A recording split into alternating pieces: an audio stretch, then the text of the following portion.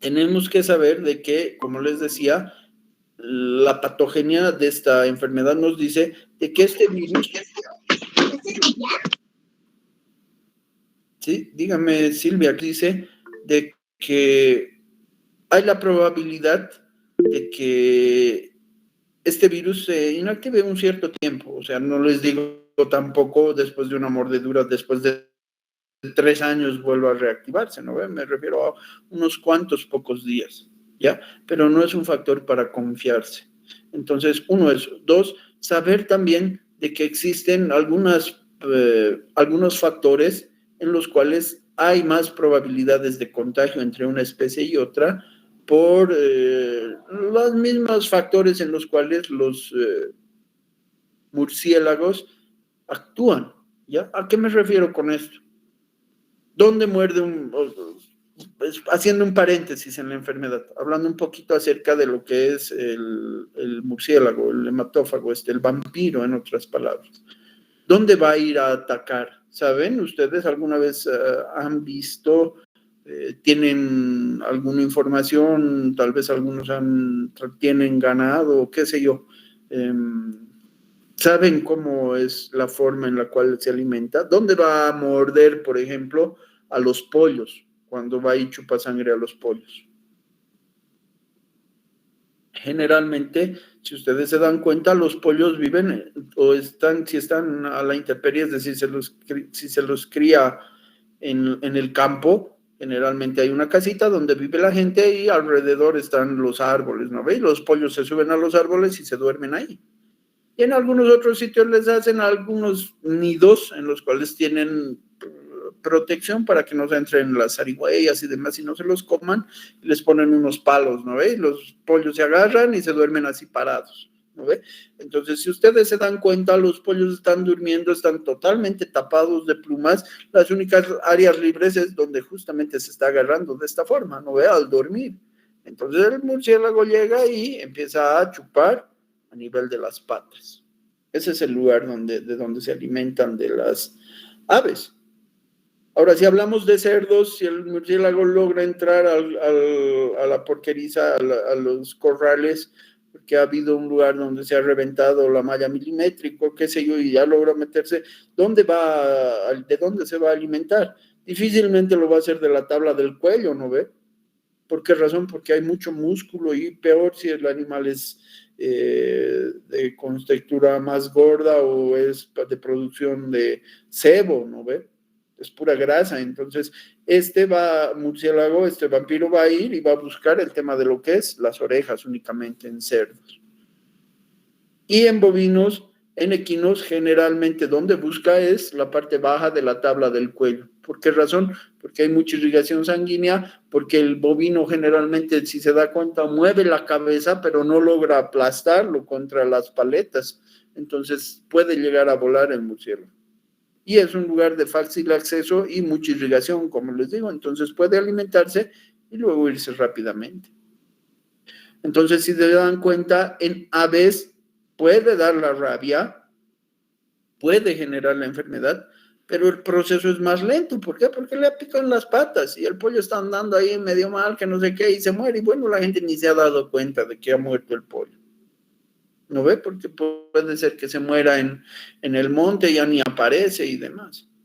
Además que no es tan importante que se te muera un pollo como que se te muera un toro de 1000 kilos, ¿no ve? En cerdos sí ya es más notorio, ¿por qué? Porque constantemente están teniendo trabajo las personas que limpian y que dan la alimentación a los cerdos y se dan cuenta ya de que algo está pasando. Además que son claras las características de la mordedura, ¿no? Al día siguiente ves cómo está chorreando por ahí la sangre del animal.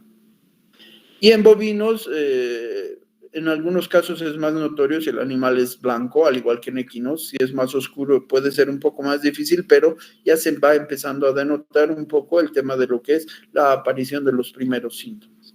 Además de que, les repito, en cerdos y en bovinos está la mordedura muy cerca hacia lo que es la cabeza. Entonces los síntomas empiezan a generarse de forma mucho más rápida.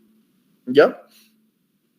Hablando ya acerca de lo que es la sintomatología como tal, ¿qué va a generar? Y ahí está la gran incógnita. No es lo mismo hablar de bovinos que hablar de perros, ¿ya? En ambos casos, en ambas especies, es decir, bovinos y perros, lo que va a generar es, uno, una alteración total del sistema nervioso. Esa es la primera sintomatología.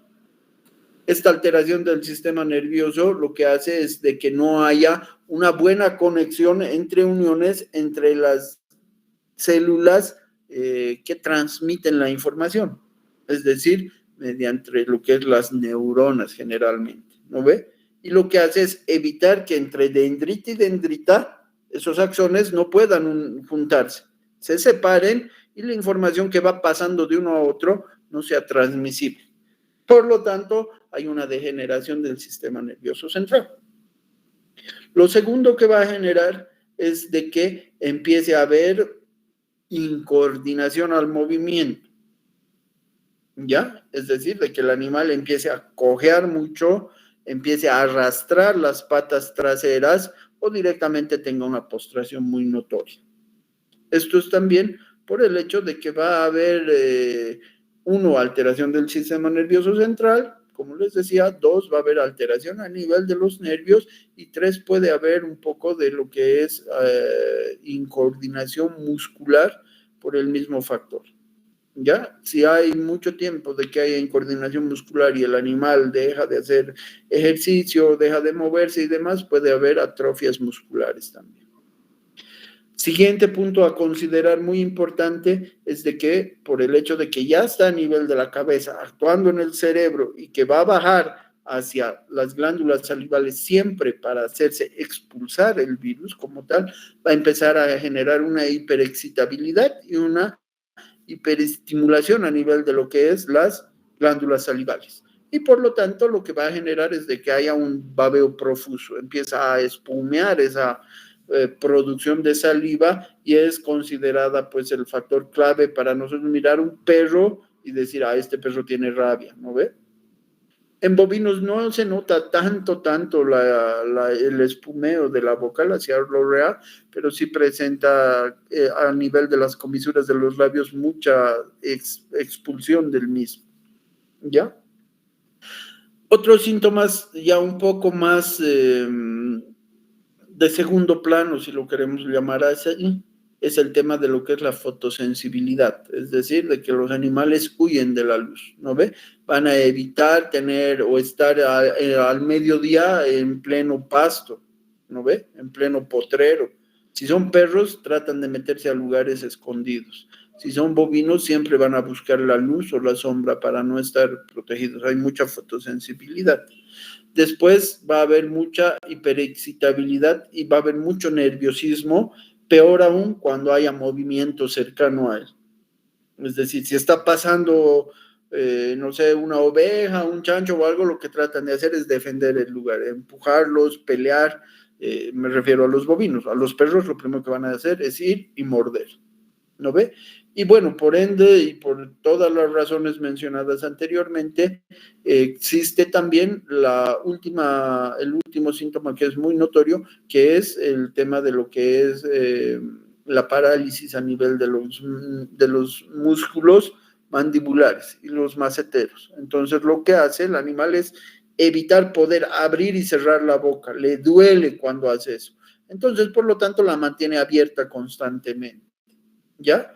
A la vez, si ustedes se dan cuenta por qué afecta a estos músculos, ¿por qué será? Porque pues el virus está afectando el sistema nervioso. Como el sistema nervioso está afectando, genera el babeo, genera la fotosensibilidad, que no se mueva mucho, que se hiperexcite el animal al movimiento y por ende también bloquea y evita de que haya movimientos de deglución, es decir, de que el animal pueda tragar. Tiene dolor al intentar hacer este movimiento, ¿no ven? El de deglución, de que se abra la epiglotis y entre el bolo alimenticio o el líquido. Tiene dolor. Entonces, por lo tanto, evita obviamente el tema de ingesta de alimentos y hasta el de agua. Por eso es que hasta hace unos buenos años atrás se llamaba hidrofobia, ¿no ves? Decían, el animal tiene miedo al agua, por eso no se acerca ni toma. Y es mentira, no es que le tenga miedo al agua, lo que tiene es dolor al tragar, así se esté muriendo literalmente de hambre y de sed. no lo va a hacer, ¿ya? Entonces, esos son los síntomas claves de la enfermedad. Así es como se desarrolla. Ahora bien, si ustedes se dan cuenta y pensamos un poquito más allá, hay que separar bien lo que son bovinos o equinos o cerdos de lo que son animales de compañía o carnívoros. Los animales de compañía lo que van a presentar son 3 fases en síntomas específicos en la rabia, ¿ya? Uno, la fase muda, en la cual se cree que aproximadamente dura 3, 4 días, ¿ya? En la cual el animal empieza a cambiar su carácter. Es uno de los síntomas, la fase muda. Es decir, si era agresivo, se pone muy dócil. Si era muy dócil, tal vez puede empezar a denotar que ya no le gustan las caricias, que ya no quiere estar cerca a la gente. Es el primer síntoma para denotar la fase muda. Pero generalmente no hay ningún tipo de cambio a nivel del animal. Todo sigue absolutamente normal. Lastimosamente, ya ha sido contagiado, el virus está moviéndose en su cuerpo y puede darse el caso de que extrañamente haya llegado más rápido de lo requerido hacia el cerebro y empiece ya a tratar de expulsar o tratar de llegar hacia las glándulas salivales. La segunda fase es la fase agresiva, ¿ya? O la fase furiosa, como se llama. También se cree que tiene de 3 a 4 días de acción. Y lo que va a generar es que empiece a cambiar totalmente su carácter, ¿ya? Se oculte de los rayos solares, obviamente ha dejado de comer y beber todo, se molesta mucho de los ruidos, cualquier tipo de ruido, así sea muy, muy de bajo nivel, muchos, pocos decibeles, perdón, igual lo alteran, el movimiento lo va a enloquecer totalmente y empieza a ponerse ya muy agresivo, muy a la defensiva. Y por último, entra a la fase paralítica, que se cree que dura máximo 5 días, ¿no ves? Después de que ya ha ido generando los distintos procesos, y la fase paralítica es cuando realmente ya no puede moverse. Entra un periodo de postración directa, obviamente la inanición, lo que ha dejado de comer y beber lo está matando y el animal muere. ¿Ya? Esas son las 3 fases en lo que es rabia, si hablamos de la sintomatología, de las fases de la rabia en perros. En bovinos, por ser animales más grandes, por ser animales que tienen un tiempo mucho más prolongado en esta enfermedad, porque como les digo, mientras más lejos haya ingresado el virus, va a tardar más en llegar al cerebro. Puede estar así por varios meses, ¿no ve? Incluso se han reportado casos de hasta 6 meses en rabia en bovinos. Pero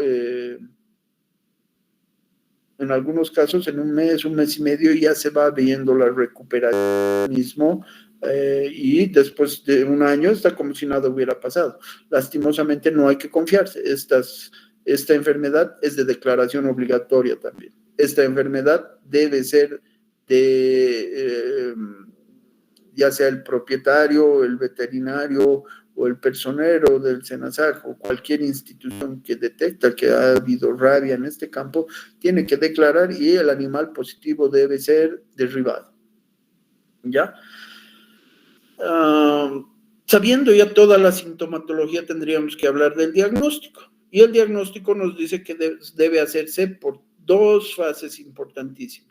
Uno, que puede ser la prueba de ELISA, que no es tan utilizada, pero que nos sirve. O 2, la más importante de todas, es la prueba de inmunofluorescencia. ¿Ya?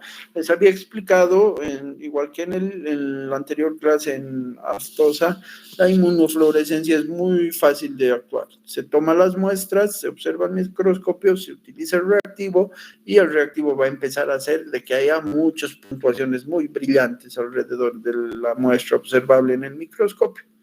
Entonces, al mirar nomás ya te está diciendo, sí, efectivamente, es positivo. Y tiene que venir otro personero y verificar y ver si sí o si no.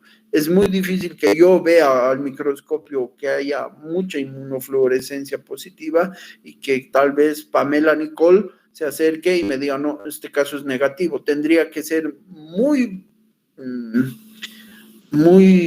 innotoria la muestra, es decir, que prácticamente estemos en duda para que yo y ella digamos positivo o negativo. Cuando es positivo en inmunofluorescencia no hay dónde pelar, ¿ya?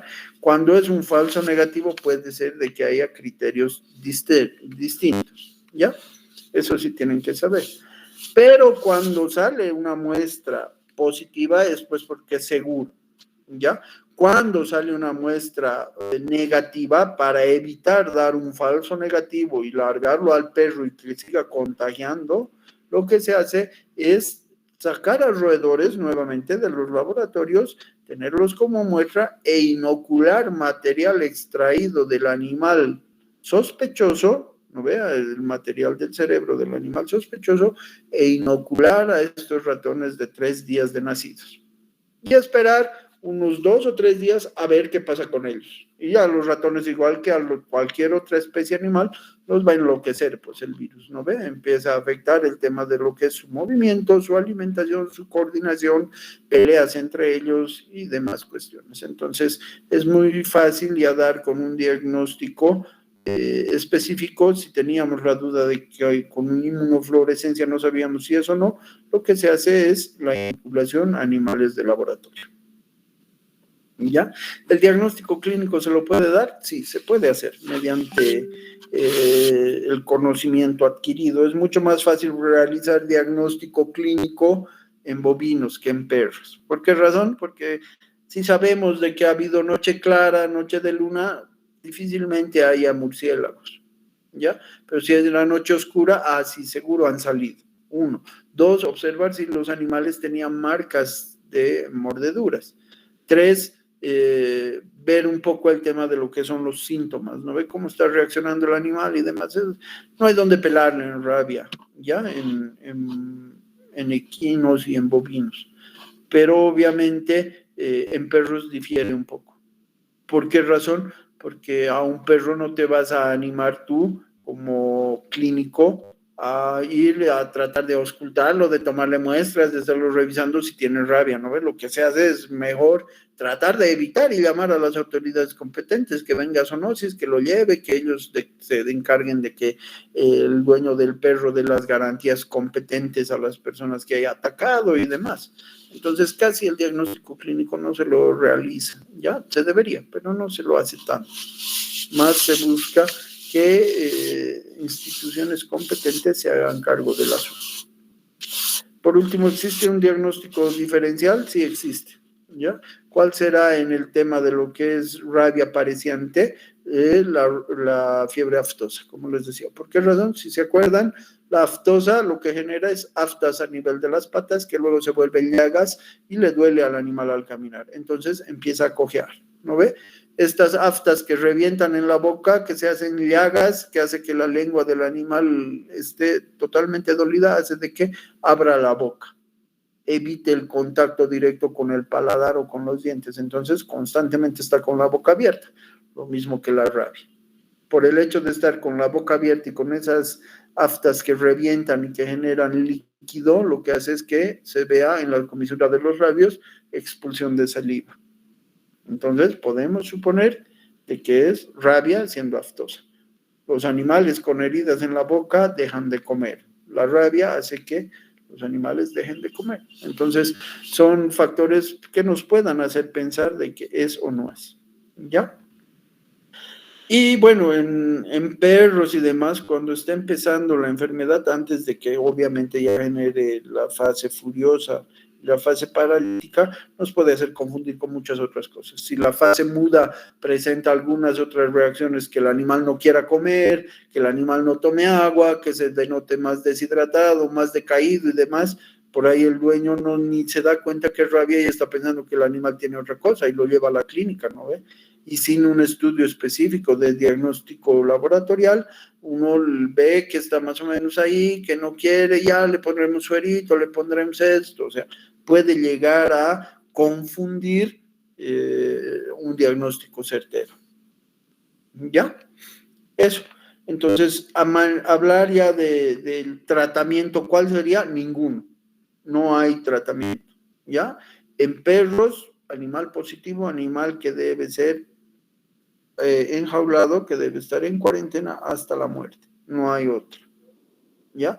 Tal vez se pueda hacer el sacrificio del animal, tal vez, pero siempre y cuando no se sepa si ha atacado o no a otras personas u a otros animales. Entonces, casi no se hace, se espera la muerte del animal, ¿ya? Antes de que me olvide, se hacía anteriormente unas pruebas de diagnóstico laboratorial también con los animales sospechosos. Es decir, llegaban al lugar de cuarentena, a zoonosis o a donde sea, y lo que se hacía era decapitar a los animales, ¿ya? Y se sacaba, se hacía la incisión a nivel del cráneo, se hacía la ruptura del mismo, se buscaba el cerebro y se sacaba una parte que se llaman las astas de Amón, ¿ya? Y esta parte de la asta de Amón es la que se utiliza para las pruebas laboratoriales. Algunos municipios, en algunos sitios donde no hay mucha tecnología, todavía se maneja este tipo de tratamientos y se lo hace. ¿Ya? Y antes, mucho más antes aún les decía, lo que se hacía es meterlos a la jaula a los perros y esperar. Si no se morían 10 días, lo largaban, váyase, digamos. Pero ahora ya se sabe de que puede ser de que tome más tiempo del previsto. ¿Ya? Entonces les decía, el tratamiento no tiene, en perros y en gatos no tiene, cero. En bovinos no tiene. Yo les digo por conocimiento de causa, si le ponen un antibiótico del amplio espectro más su vitamina y su suero a ese bovino, a los días se levanta y está comiendo. Es de fácil tratamiento este virus en bovinos, ¿ya? Pero lastimosamente es de declaración obligatoria. Por lo tanto, no se debe hacer ningún tipo de tratamiento en rabia. Se lo debe declarar. ¿Cuál sería la prevención? El uso de vacuna. Se utiliza la vacuna de rabia pareciente a razón de 2 ml por toda cabeza animal. ¿Ya? Es decir, toros, vacas, vacas preñadas, terneros de punta y canto, a todos a 2 ml. ¿Ya? Se recomienda de que los terneros tengan por lo menos más de 6 meses. Entonces, lo que se debe hacer es vacunación cada 6 meses. Y a los demás hacer revacunaciones. Se recomienda a los perros hacer la vacunación monodosis, es decir, la que viene en una sola ampolla de 1 ml a un perro, de 1 ml a un gato. No es por tamaño, no es por edad. 1 ml por animal. ¿Por qué razón? Porque es mucho más confiable y se supone de que el veterinario maneja una cadena de frío buena y no ha hecho que se dañe esa vacuna. Las vacunas que hay en campañas de municipios, de demás, generalmente son de donación. Y si se dan cuenta, los menos que actuamos ahí somos los veterinarios, ¿no ve? ¿Quiénes van a poner las dosis en las campañas de vacunación? Soldados, premilitares, voluntarios, animalistas que están metidos en todo, como siempre, y no saben nada, y enfermeras. Ellos son los que están metidos ahí. Entonces, viene el perro medio malo, lo primero que hacen es agarrar la vacuna a la axila, ¿no ve? Al sobaco. Y ahí se está calentando la vacuna. ¿Por qué? Porque está batallando con el perro para ponerle el bozal y demás cuestiones. Y no hay tal, ¿no ve? No hay tal. Aquí el que debe poner y agarrar y dominar al perro es el dueño. El veterinario lo único que debe hacer es la aplicación correcta y punto. ¿No ve? A veces los mismos changos, como les digo, van voluntarios, animalistas, bachilleres, gente que nada tiene que ver en nuestro rubro, y lo que hacen es la vacuna al sol, ¿no ve? Sacan la ampolla, meten la jeringa y están mirando al sol cuánto están cargando. Los rayos solares directamente a la vacuna. La está inutilizando, ¿no ve? Y otra cosa que he visto, porque he visto alguna vez que he ido y realmente he dicho, estas son macanas. El voluntario ahí está de miedo, está temeroso porque el dueño le está mirando, porque el perro se mueve, porque es malo, qué sé yo. Agarran y hacen el pinchazo, mal llamado, ¿no ve?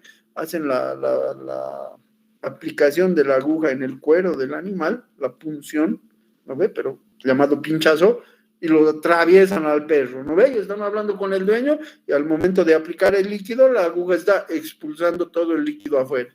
El dueño no se ha dado cuenta, pero el que está aplicando sí, y por no quedar mal, como para que no le digan, vos no sabes, ya está, ¿no ve? Y el perro se va con su cintillo y con su carnet como si estuviera vacunado.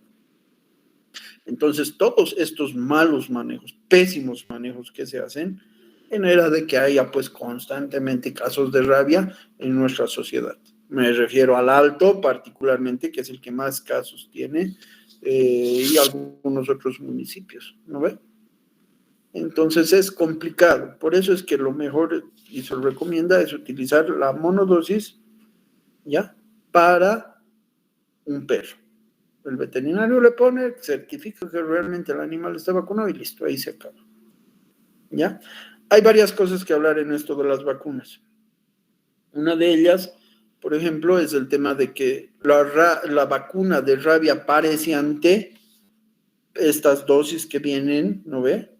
Podemos ponerle a un perro. ¿Por qué razón? Porque el perro, o hay mucha cantidad de perros en la estancia, están alejados del municipio al cual debería entregar las vacunas de rabia para los canes, y hay mucha incidencia de rabia en la región. Es decir, hay animales silvestres portadores y todo, y que nos da miedo de que nuestros perros se contagien y puedan contagiarnos a nosotros. Entonces, lo que se hace es poner esta vacuna de rabia pareciente, se puede poner en perros. ¿Actúa? Sí. No del todo como una rabia normal que debería ser utilizada en caninos, pero se puede poner. ¿Ya? Me dicen, ¿cuánto sería la dosis de vacuna en bovinos? ¿Ya? En bovinos la dosis es de 12 ml. 12 ml por animal. Esa es la dosis, sea grande o sea chico, sea toro, sea vaca, cualquiera. ¿Ya? Pero esa vacuna que se está utilizando en rabia pareciente para los bovinos, hay que ponerle al perro solamente 1 ml, no más, no los 12 ml, solo uno, ¿ya? Y el perro tiene que ser adulto, mestizo, mejor, ¿no ve? Algunos animales finos de raza puede generar reacciones anafilácticas, ¿ya? Y también, como les digo, tiene que ser solamente a una dosis. Ahora bien, la vacuna monodosis para un perro no te sirve para un bovino, no es lo mismo, ¿ya? Obviamente, una vacuna monodosis cuesta 10 pesos, no vas a utilizar 10 pesos y 10 pesos para juntar tus 12 ml y ponerle a tu vaca. ¿Por qué? Porque te cuesta 20 pesos, ¿no ve? Que es uno carísimo. Dos, porque no te sirve. Y tres, porque la vacuna de rabia bovina, los 12 ml que se utiliza por animal, cuesta más o menos un peso 20. Entonces sería ilógico pensar utilizar el otro. ¿No ve? Pero principalmente porque no les sirve. ¿Ya? Eso. ¿Qué más quería decirles acerca de las vacunas? Creo que eso es todo. Bueno, algo que entre nosotros, entre los veterinarios, tenemos que, dice, doctor, en el caso de que la vacuna antirrábica provoque una reacción alérgica, ¿qué se debería hacer? Supongo que dice. Ya, bien, buena pregunta. Deme un segundo antes de responder. Les estaba diciendo de que existe la posibilidad de que ustedes lean y sepan, todos los que hagan clínica, de que hay vacunas antirrábicas que puedan durar más de lo que se dice, ¿ya? Yo en la empresa manejo unas vacunas de un laboratorio argentino de muy buena manufacturación, es decir, calidad, procedencia, altamente seguras y demás, pero que generan una inmunización efectiva de 2 años por animal, ¿ya? Sé que hay una vacuna en el mercado, una vacuna americana, que dura 3 años, que inmuniza 3 años a los animalitos, ¿ya? Esto es bueno para nosotros porque nos da un margen de seguridad. ¿A qué me refiero con esto? Que el dueño siempre se va a olvidar de las cosas. Vos lo vacunas al perro y le dices, tiene que volver en 1 año. Y el dueño se ha olvidado. Y cuando está removiendo la casa, se fija su carnet de vacunación y el perro estaba vacunado hace 15 meses o 18 meses. Entonces viene y me había olvidado que no sé qué, y todo un show, ¿no ve? No es de que el animal pueda llegar a contagiarse, más si se tiene las precauciones necesarias, si el animal vive en departamento, si tiene poco contacto con animales callejeros, qué sé yo, es difícil.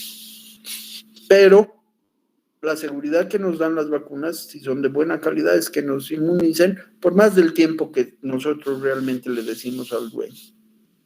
Pero no es bueno que nosotros divulguemos esto. ¿Por qué? Porque si el dueño se entera que estás utilizando una vacuna que lo va a inmunizar al perro 2 o 3 años y le dices volvé en un año, no va a volver en 3 años, ¿no ve? Entonces, por factores económicos, no es bueno que nosotros divulguemos algunos secretos de la profesión, pero sí tenemos que saberlos para evitar así cualquier desfaz que pueda haber, ¿ya?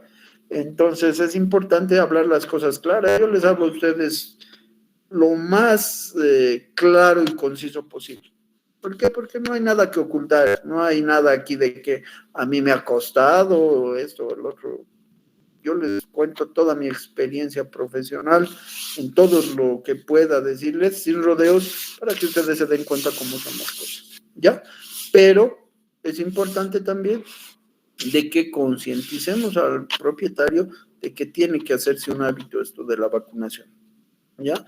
Hay gente que espera las campañas antirrábicas propuestas por el municipio para llevar a su perro. ¿Por qué? Porque no le da la gana de pagar los 50 pesos que te cuesta una vacuna antirrábica en una veterinaria, ¿no ve?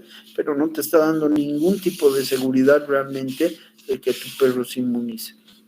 Y es mejor tener la seguridad de que tu perro esté inmunizado, porque si llega a morder a alguien y le contagia rabia, de seguro es que vas a tener que indemnizar a las personas afectadas con muy buena cantidad de billetes. Así presentes tu descargo de que el perrito ha sido vacunado en la esquina, en la campaña de vacunación, ahí a nadie te defiende.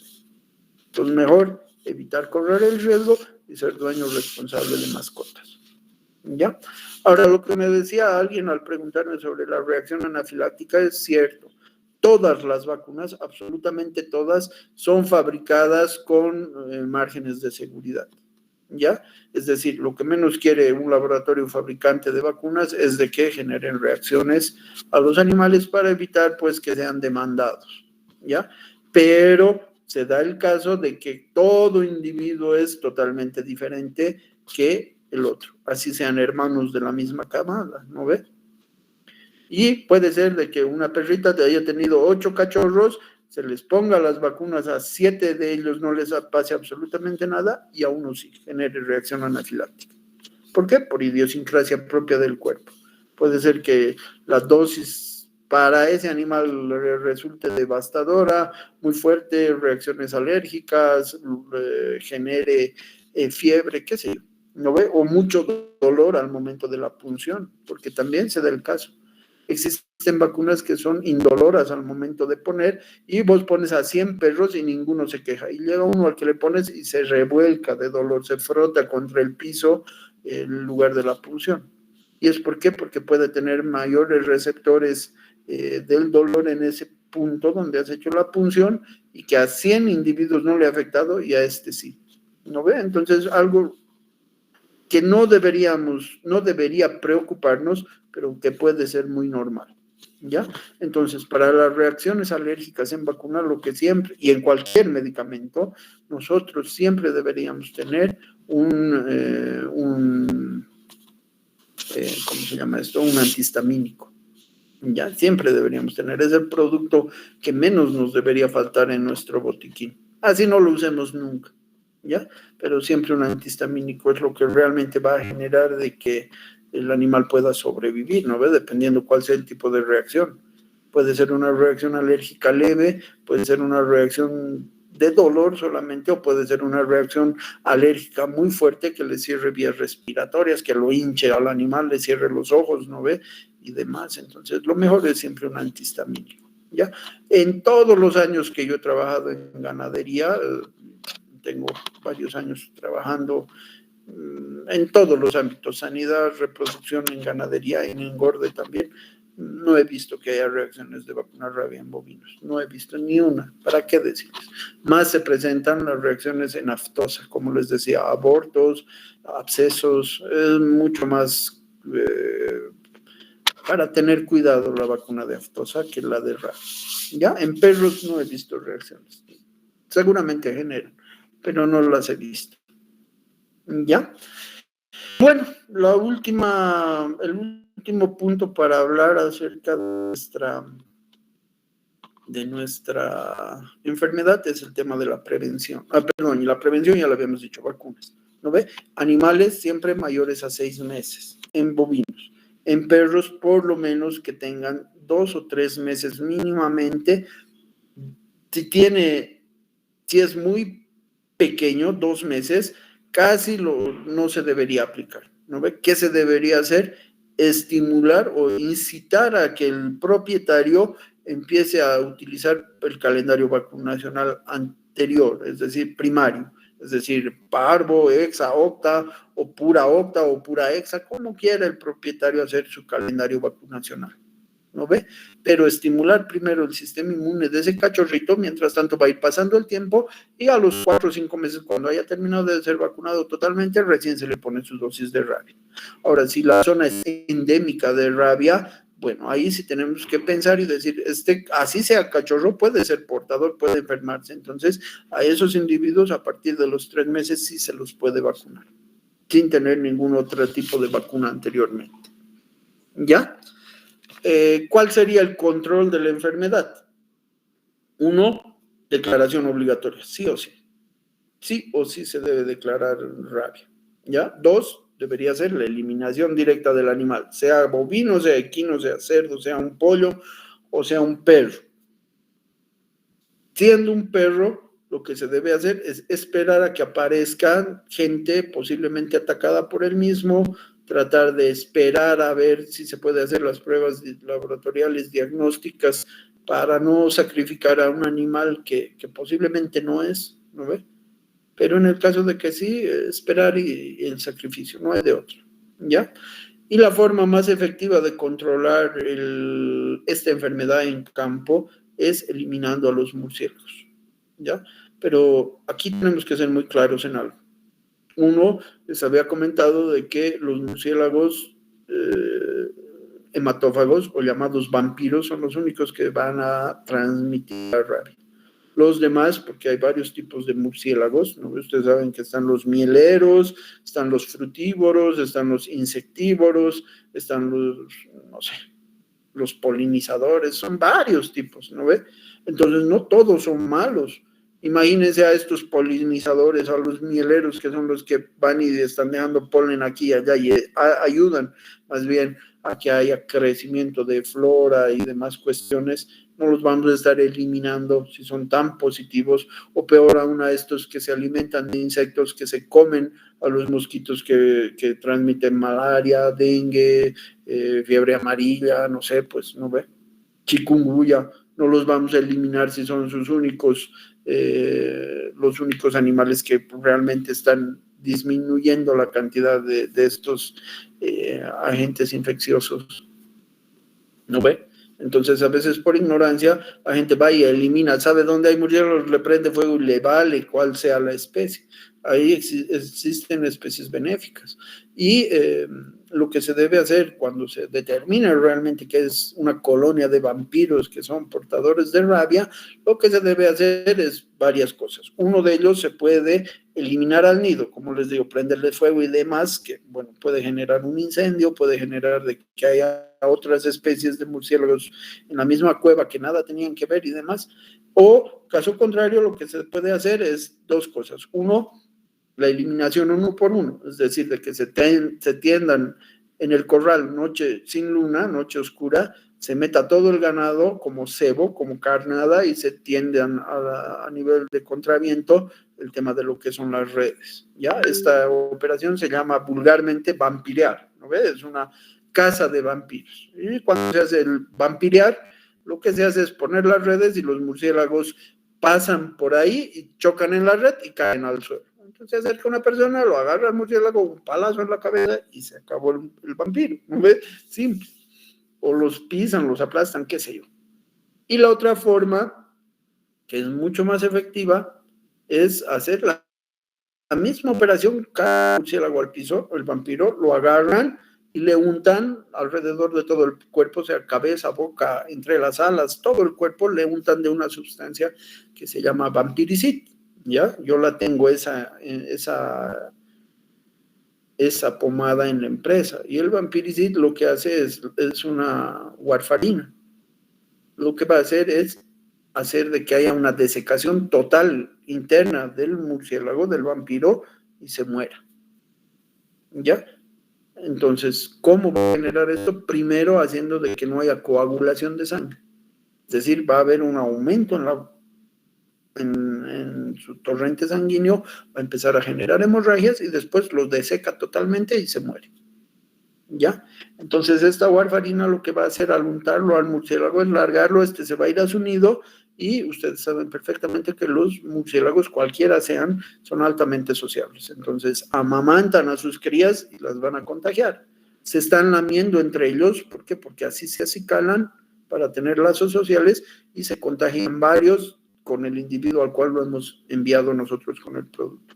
Se contagian por relaciones sexuales y llegado el momento, una colonia grande de vampiros cae infectada con esta warfarina y mueren solo por un individuo al cual hemos cazado.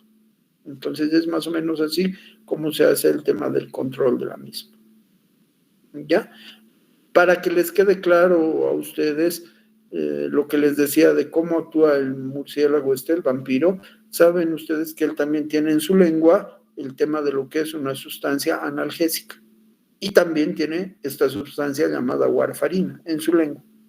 Entonces, cuando está volando, llega, se agarra bien con sus uñas del lugar donde va a ser y empieza a lamer, lame y lame y lame y lame y lame primeramente, ¿no ves? La primera acción que va a hacer cuando el animal está sin mordidas del individuo, de los vampiros. Lame hasta generar un efecto anestésico total y recién va a clavar los dientes. El animal, el bovino, casi no se da cuenta de este factor. ¿Por qué? Porque primero, como les digo, ha anestesiado el sitio. Una vez que ha clavado los dientes, empieza a mover un poquito así, hace hoyos más grandes de los que debería haber y empieza a expulsar la sangre el animal víctima. ¿No ve? Una vez que se expulsa la sangre, el murciélago empieza a lamer y alimentarse de esta sangre. Pero en este factor en el que ha lamido y se está alimentando de la sangre es cuando está depositando el virus de la rabia que está presente en todo su cuerpo, pero más a nivel de lo que es lengua, glándulas salivales y demás. Y el virus ingresa al cuerpo del animal. Una vez que se ha saciado, lo que hace es volver a lamer con la sustancia warfarina, como les digo, que actúa como un coagulante y solo genera una pequeña costrita. El murciélago se va y al día siguiente vuelve y se acerca al mismo lugar y ya no es necesario repetir el acto. ¿Por qué? Porque lo único que hace es mover un poquito así con el hocico y esa costra sale y vuelve a emanar la sangre. ¿Ya? Así no sea el mismo murciélago que va y vuelve, pero todos los individuos que pillan un lugarcito se alimentan del sitio. Entonces, este bovino es constantemente un portador de probabilidades de contagiarse, ya sea que el primer, segundo, tercer día el vampiro que se haya alimentado de ellos no esté positivo, puede llegar otro sí positivo y contagiar. ¿Por qué? Porque todo el tiempo se están alimentando de ese sitio donde se ha alimentado. ¿Ya? Entonces, eso es en relación a lo que es la rabia. Hay muchísimo que hablar, podemos sentarnos horas de horas a hablar de rabia, de aftosa, en general de las enfermedades zoonóticas.